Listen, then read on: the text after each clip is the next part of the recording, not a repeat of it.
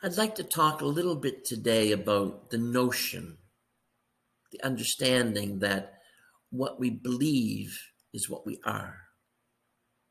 That our thoughts not only affect our body, but affect our well-being. And we do give attention to the notion of mind, body, spirit. That's true. But I don't think we really understand the implications of it.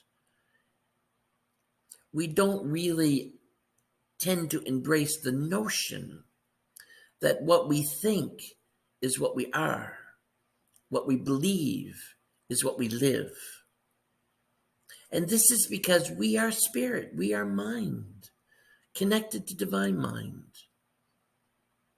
And a good example of this is the placebo effect. If you have 100 women and all 100 women have cancer, and you take 50 of them and you give them chemotherapy, those 50 will all lose their hair. The other 50, you tell them you're giving them chemotherapy. You don't. You give them something that won't affect them, maybe water.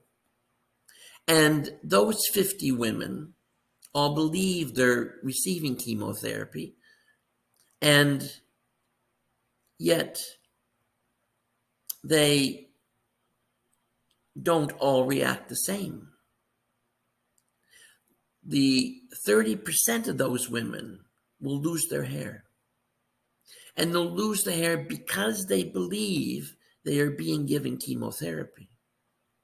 They aren't. But here they've lost their hair.